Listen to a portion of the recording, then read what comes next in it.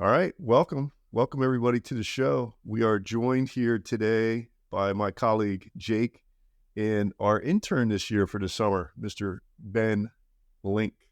What's going on, Ben? Nothing much. Thanks for having me on today. Had a great time. It's 3 weeks I've been here. Whoa, slow down. We're gonna get to those questions. Right into the show. Come on, you just went right in. Hey, but he said Ben said he's having a great time. You know, it's what's most important. Yeah, I was just saying it's been great so far. Oh, well, thank you very much. We're happy to have you here. And so we're going to take a little different approach to Jake and I's little video we do, and we're going to let Ben run the show. And one of the reasons why is, quite frankly, sometimes we talk to people with, that aren't super familiar with financial terms and so forth. So Jake and I are going to practice communicating in a way that will allow an intern to understand what we're talking about, someone who's sort of just getting into the business and just starting to learn different terms. So we're going to try and keep it simple in answering the questions that he has, and we'll just make conversation out of it. Yeah, quite frankly, I'm lost in a lot of the meetings I've attended, so I think this will be good. All right. And so now I'm nervous. We try to keep up. Before we get started, so what we're going to do is we're going to follow this process or this blog that Jake wrote on intergenerational wealth and what is it and how it works and all that good stuff. So so there's a blog that Jake wrote. It's on our website. You can take a look at that, but we're just going to discuss it right here on the show. And so Jake, do you have anything before we let Ben take over? Yeah, I mean, I think the questions will kind of lead where we're going, but I had a lot of fun, thinking through this topic on generational wealth, and maybe it'll emerge in our conversation today. But I think on the surface, was maybe thinking about strategies and so forth. But at the end of the day, what kind of really emerged were kind of habits and lessons that we can build, kind of use to build generational wealth and transfer wealth. So maybe that will emerge in our conversation. All right. Well, Ben, take it away. You're running the show today. All right, thanks. Well, I read the article and started, what is generational wealth? Why is it necessary? I think that was kind of self-evident, but would either of you want to kind of dive deeper into what it is in general? I think Jake could be better at that than Well, I mean, you would be better than that than me. I think that's now on the record forever. It is recorded here on our podcast. So I don't know, I've got some statistics that I think can kind of shed some light on that. I don't think they're in the blog post necessarily, but we kind of look at kind of the current landscape for wealth transfer from one generation aging and leaving a financial legacy to future generations. What we're kind of about to experience, if we look in the United States, is the most significant transfer of wealth in history. So anybody would take a stab or a guess at how much wealth is going to be transferred or is estimated to be transferred over the next 2 decades? Oh, Jake, with these questions, it's got to be in the trillions of dollars, right? It's in the trillions. It's in the trillions. So I that's probably a good enough guess. So 68 trillion is kind of the current best estimate. I mean, like, number one, that's just like an incomprehensible number. Like, the human brain can't really even understand that type of magnitude. So we're kind of entering into this period of, significant wealth transfer. But the evidence for what that wealth does on the other side of transfer from one generation to the next is not very hopeful. So this is from the Federal Reserve, the average family loses 70% of its wealth by the second generation and 90% of its wealth by the third generation. So when we talk about wealth transfer, I mean, we've got to think about, okay, we built this wealth and now we're transferring. How long is it going to last beyond the current generation? With those percentages, you're saying that most big funds are built in the first generation. It's like they had nothing coming into it and they raised them up itself. And as they had kids, it just more and more went away. Yeah, I mean, I think you can kind of think of it like the lessons and the hard work that went into, creating wealth. They can be lost in subsequent generations because maybe the skills that were necessary or present in the creation of that wealth are kind of lost in translation from one generation to the next. Yeah, that's a really actually interesting conversation we can have. But in simple terms, generational wealth is essentially passing money from one family generation to the next. Yeah, that's all right. So Jim may have given a better explanation than me. That's like the simple explanation. Yeah. Simple explanation. We got money from when I get old and I go, we're going to pass money from me to my kids. That's generational wealth pass. And this is such an important and like topical subject because of what Jake said.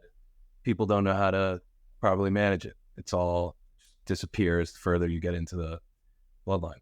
Well, yeah, it's like manage it when it gets into the hands of the next generation. That's one thing, but you could lose a lot of that wealth, that transfer, if you don't plan properly, just through taxes or taxes could be a really big deal when you're transferring wealth, or I don't know. But what are some other things that you might lose it from just in the transfer process? Jake, anything else? Yeah, I mean, taxes absolutely stand out. I mean, if we just kind of look mechanically at what can erode wealth from one generation to the next, I mean, taxes are at the forefront. But I think ultimately, maybe more to kind of bend maybe what you were pointing to, a lot of what can contribute to the erosion of wealth from one generation to the next is simply kind of maybe living by a different set of rules financially. So one generation that built wealth, they operated a certain way. And perhaps there was no opportunity or maybe a missed opportunity to pass on some of the lessons that helped to build that wealth to the future generations so that they could preserve and continue to grow that wealth. Yeah, there's a lot of conversation around this too. It's like raising kids, like when you're raising your kids with maybe that have nothing, like there's this desire to have some more money, so you fight harder to build your wealth. But if you grow up with wealth, it may not be that important. So maybe you don't create those habits of saving and discipline in order to accumulate as much because you were exposed to it. Like that's a whole different conversation, though, I think. It is, I think, probably maybe a different conversation, but it's along the same lines. And I think just in the process of kind of going through and writing this particular article, taxes are in there. We're talking about taxes and some strategies around how to kind of effectively plan for this wealth transfer from one generation to the next. But at the end of the day, the kind of conclusion that we came to in developing this framework for generational wealth transfer, it's much more about kind of the habits and the lessons that one generation can pass on to the next. So let's, Ben, we just rambled on about your first question and went all over the stuff. But what you're supposed to be running the show. What's next? I can bring it. How, relating to that still, how would you guys as planners, very experienced financial planners, if you had that mass of money, what could you do in planning for your estate that would lead your kids to not squander all of it? Like from the completely financial aspects, no like how you raise them, but what things can you put in place so the money just doesn't all go poof? Yeah, I think that's for sure. About. Yeah, that's a good question. So I think just from I think what you're asking is like, look, forget about like them overspending and that sort of thing. What strategies can you put in place so that to protect that wealth in that once it gets into future generations and let it further invest? So, I mean, I guess the first thing I would think about, I'm going to take the easy one, Jake, is, passing it down through generations inside of a trust, which has some restrictions on how the money can be used and what it can be spent on and how it can be accessed. So, and maybe even avoid estate taxes along the way. Yeah, I mean, for sure. That's the one that stands out kind of the most clearly. And Ben, you mentioned, I mean, kind of through your estate. So in planning for this wealth transfer from one generation to the next, if you want to have, if you're in the first generation and you want to put in place a set of kind of parameters that will help to ensure that this wealth is preserved from one generation to the next, this requires in-depth often very complicated and very proactive estate planning during the lifetime of the first generation. So that is extremely important. And I think for anyone who wants to think about their own personal wealth and the transfer of that wealth to future generations, regardless of the complexity, it is essential to be proactive in thinking about and putting together an estate plan. Maybe that involves a more complicated set of trusts that have restrictions. I mean, you kind of maybe have heard of the term spendthrift provisions in trusts that really kind of rules or governors in place to limit how much can come out of the trust for the beneficiaries. So there's certain things you can put in place. There's pros and cons to doing it that way, right? I mean, some folks call it trying to control from beyond the grave. And that could be very valuable and of interest to someone, especially when they look at those statistics, right? 70% of the wealth that I've built in my lifetime is going to be gone after the end of the second generation. I don't want that to happen. So here, I'm going to put in place this set of rules. And that could be important for someone. But for others, they say, okay, I've tried my best to pass on the lessons that I've learned to build my wealth. And I'm going to, put in place as best as I can, a proper estate plan, and come what may with future generations. I like that, Jake. So I jumped right to the word trust, which may or may not be applicable, but just having in a plan, like what's going to happen to your estate, whether it's in a trust or not in a trust, I think is a really, really valid point. And so estate planning is a big part of that. Yeah. And during that, you said, during your lifetime, you should start this whole estate planning thing. So it's not something just in the end, it's something you should start. How early would one start on this? So I just got really excited. That's a really good question. And because like it can be a real roadblock for some folks to think about wealth transfer to the next generation, right? It's hard to think about mortality for some people, and that's completely understandable, right? That's kind of can be scary, but it's essential in this process, and it can be very liberating because it helps to kind of shift the framework of your thought process and your thinking from just your lifetime to that of kind of a multi-generational perspective. And quite honestly, at least in my experience, having a multi-generational mindset can be very effective as a kind of a mental tool for making many other types of financial decisions. Think about an investment strategy. You think about the tax strategies. You think about how you want to communicate your personal financial situation to your potential next generation or your heirs. And again, putting in place the estate plan. So I think it is very important at any age in your wealth building process to put your estate plan in place and have those thoughts, and it can help to kind of help you to have that multi-generational mindset. Yeah, I would say it becomes really important to start that process when you have your first child.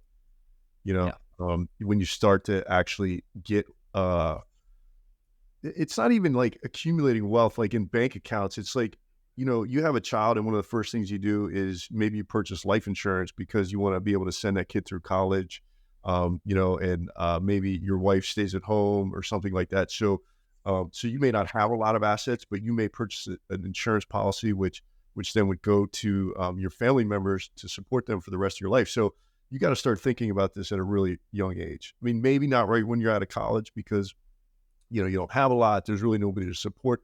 But once you have other people to support, you really need to start thinking about estate planning. Yep. Deciding where all the money goes if you were to. Yep. You got it. You got it. We haven't used that one. That's the official estate planning lingo. And I mean, there's truth to it. It's something, maybe a little bit of humor can cut through it, the fact that it's hard to think about. Yeah. But I think you guys answered that perfectly. Good way to put everything. But besides that, let's go way back. When does this whole building process start? Let's talk, like, one of the biggest points in the blog was maxing out your contributions to your retirement accounts. So I assume you guys would recommend that you start that right away. Like as soon as you're making money, start maxing out what your employer would match. But I thought a good idea would throw in a hypothetical. What if, say, a college kid had a bunch of student loan, credit card loans, tons of debt? Would you still say maxing out their contributions would be a good recommendation, or should I start with the debt and then head towards contributions? What's the biggest play for somebody that's in debt that still wants to build generational wealth? That was long-winded. No, it's fine. It's probably a little off topic, to be honest with you. Like, so the idea I think, correct me if I'm wrong, Jake, like, but the idea behind contributing to these accounts is really the building of generational wealth. It's not passing it on to future generations. First, we gotta build generational wealth in order to we gotta build wealth in order to pass it on to future generations. So I guess you could tie that question into in order to build wealth, you really shouldn't have any debt around. So so to answer your question, yeah, you might want to pay off your debt that you have before you start really socking money away. But on the flip side of that, you don't want to give up benefits that your employer might be providing you as a match or something like that. So there's going to be this balance that you're going to have in terms of saving versus paying down debt, depending on what the advantages are that you might receive from your employer or from a tax perspective. So it's a good question. I mean, we could go into that all day long. It doesn't really relate to that. I mean, it does, but it's all good. It's well, good. I think, I mean, it is, I mean, like it is directly connected. I mean, I think ultimately the answer to that question is it depends on the situation and the student debt and so forth. But it is, in a lot of ways, it's like, okay, if you're someone that's facing that set of decisions, I got student debt, but I want to prepare for my, longer term future. How do I balance these priorities and balance these decisions? You're going through a process of navigating a pretty decent level of complexity in financial decision making.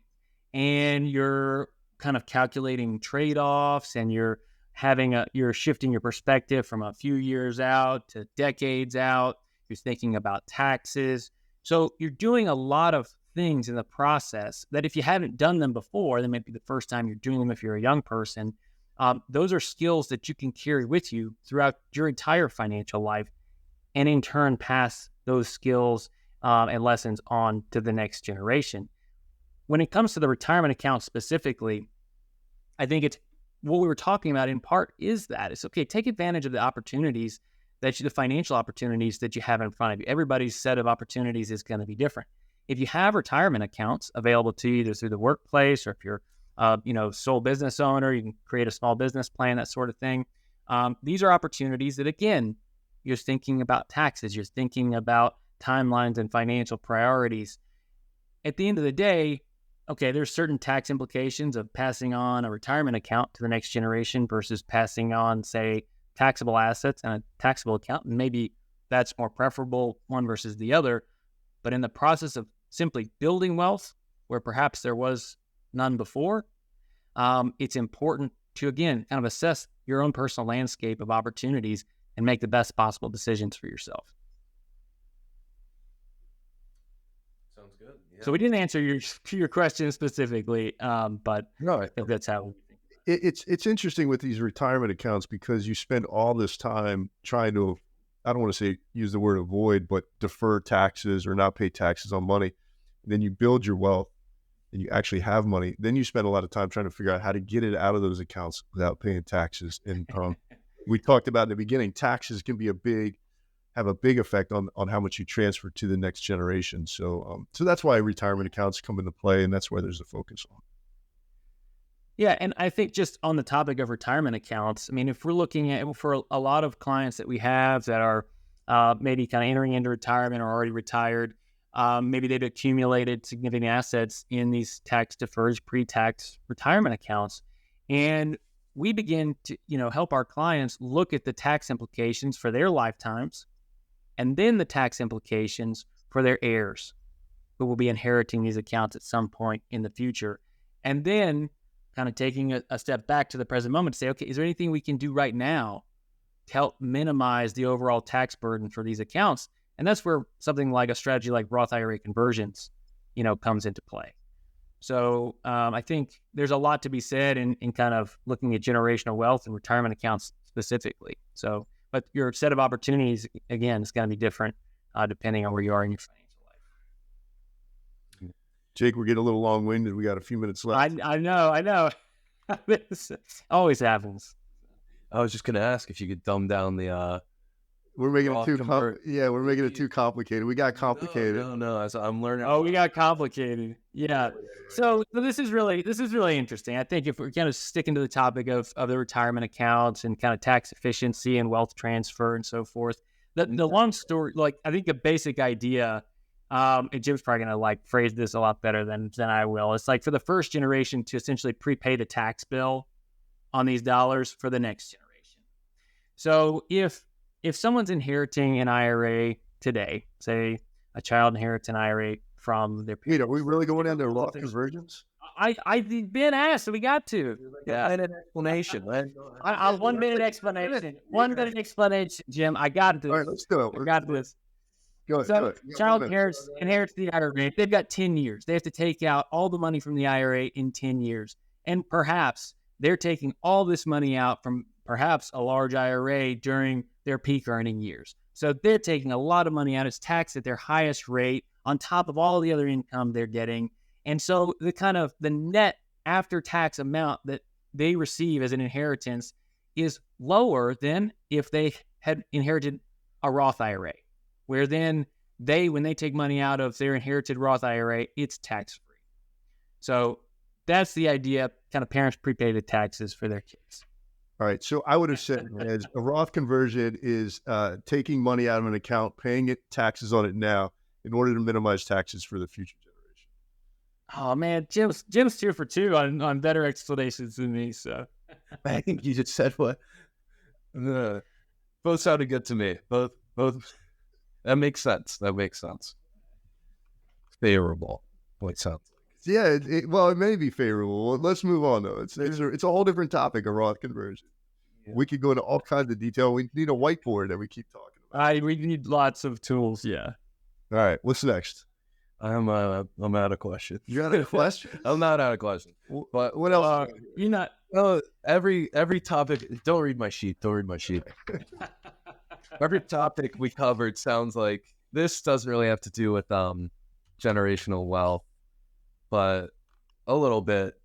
When would everything you've talked about sounds like somebody would need an advisor to do it? Like you couldn't do it all yourself, especially if you're working like another job that has nothing to do with it. You're not in the world. You don't know what's going on.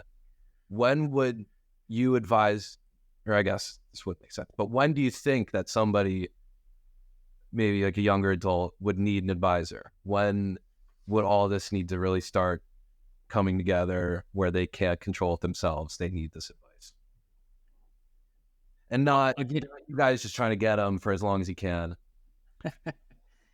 This is actually, I think the way that I would answer this question is that if someone's planning for or wants to plan around wealth transfer, this is a kind of a unique situation where a third-party perspective can really bring a lot to the table because it helps to kind of objectively assess the situation, whereas the person who wants to transfer their wealth from one generation to the next, it is much more difficult for someone to look at their own situation objectively. So it's not our job necessarily as advisors to say, this is the only way to do it, this is the way you have to do it. It's our job as advisors to learn about the situation, learn about what is important to the client, to the person who's built this wealth, or to the family that's built this wealth, and find out, okay, what do they want to achieve from one generation to the next, and then move into helping to implement strategies to most effectively transfer wealth. And that could involve bringing in the next generation into the conversation, and has many times, at least for me. All right, so I'm having a little fun today, but was that the question? Yeah, I honestly... It's like, when do you get an advisor involved, right? Yeah, but my question, I think that was a good answer to what I was thinking. It was just I think I posed that question very poorly. No, it's a good question. It's like, when do you think about getting an advisor involved in your situation? And I'm trying to think of a really simple answer for that. And I don't know that I have it. It's very situational. Yeah, it is situational. And it's like, I think it's like when you start having enough money where you have questions that come in, or one of our other colleagues talks about competing priorities. So if you're trying to figure out, like, as a young adult, like you have maybe saving for college, maybe you have buying your first house, maybe you have, whether you purchase life insurance or not, or, there's just so many things that you have competing for your money. Is like, you might need an advisor to help you talk through, or as a sounding board to make sure you're doing the right thing based on your objectives and goals that Jake sort of got into right there. Right. And I think, this is interesting because it's a personal journey for everyone, and not everyone needs an advisor, wants to work with an advisor. But I think for a lot of folks, it kind of may reach either the limit of kind of what they have learned, or they've kind of exhausted the other resources, or kind of trusted contacts in their own life that they can lean on for advice. Or, maybe they just haven't been exposed to some of these ideas before, ways of thinking before. They didn't kind of take on some of the lessons that would help them in their decision making now from perhaps when they were growing up. And our experience with kind of financial lessons growing up it really is important in kind of how we're navigating our financial lives, over the course of time. And one question I really like to ask, and I'll ask each of you, but Jim, why don't you go first? Did you learn any particularly important or meaningful lessons around money from family or anyone close to you growing up? That's that was a big question. Yeah. Yeah. That was a big question. So to me, like, I mean, I learned a huge lesson. If anybody's on after 28 minutes on this podcast, like, this is the good part. Yeah, like, this is the good part. I mean, like, my whole existence and the reason why I do what I do is based on the lessons I've learned. I mean, my dad died at the age of 49, and thankfully, we used to bust his chops. I mean, he was super cheap. He saved his money. He did proper planning, and so he left his family in a situation where, or my mom, where she was able to stay in her house. She was able to, there were still 2 kids that needed to go to college. It was 4 kids, 2 kids that needed to go to college. And so I learned from that experience, like, no matter what, you just don't know what's going to happen. And so having a plan in place to be able to support your family and transfer wealth to future generations is extremely important. Because I would have essentially been out of luck, if he didn't plan properly. So yeah, I mean, I learned that he was cheap along the way. So I learned those lessons. I mean, I got stories about my dad. He used to wear these really old jeans, and like, he had this stamp with his name on it. And so he'd stamp the back pocket of his jeans that were like all ripped up. He'd be like, I got designer jeans on now, they got a name. So, and he didn't care, which was kind of cool. I'm not quite as frugal as him, but super valuable lessons I learned from my dad. And then, watching my mom actually, after he passed, like, survive and be scared, like, for 30 years, allowed me to start thinking about, like, how people sitting across from me might feel, like, when I'm talking, like, even though I can look at my mom and say, hey, she's got enough, she doesn't really have to worry. She doesn't feel that way. And so that gives me some empathy for people who might have some money. Everybody feels like they're going to run out. So anyways, that's a good question. We could have a whole episode on that and talk through it, but I'll stop there. No, that was like, yeah, I appreciate you sharing that. I mean, it's like, I can immediately see, like, how important the lessons, like, that you've picked up along the way impact the kind of the way you think about money today. Yeah, no doubt that there were important lessons. Ben, what have you learned so far? At the internship or in life? Not from us. And like, do you have any money lessons so far? Yeah. Not too much. My dad was also very frugal. It still is. He's around, luckily. And I don't know. I've just learned, save it now so you can spend it later. It's just, like, I think, a very useful tool that your like idea that everybody else can follow, living within your means, not spending beyond it, so that pass it on to the next generation. Ben, Do you have? Ben brings his lunch every day, so he's pretty frugal. I make a turkey sandwich. Which sometimes may be there for you when you go to grab it out of the fridge. That's right. Sorry. Ben, like, do you have like a concrete, like, do you have like a concrete, like, first memory of money or anything, like any experiences, like, as you think back, like, oh yeah, we were talking about money and I was young. I remember my oldest brother, he's around 6 years older than me. There got to a point when I was still pretty little, and at Christmas, he'd be like, he'd tell my parents, he's like, I don't really need anything. Like, I don't want you to spend on me, like, give it to them. Like, they wanted more. And I just, like, that was not much to do with financial planning, but that's one memory that's kind of stuck with me, and really grateful to have him. But how about you? Here's kind of selfless. It sounds like not. I think that is a financial lesson, right? I mean, it's like it's taking an opportunity to have something more for yourself, but wanting to pass it on to others in your life that are important to you. That's a great way of putting it. Yeah, very simple. Look at him; he condensed that to less than 2 minutes. Me, I've got like one. There's always one memory that stands out to me. I was on a walk with my dad, and it was nighttime. I don't know why it was nighttime, and somebody had been talking about stewardship, and I was like confused. I think grown-ups were talking, and I was like, "What, Dad? What's this stewardship thing that I heard y'all talking about? Like, what is this? It sounded pretty important because you were talking about it a lot. What does this mean?"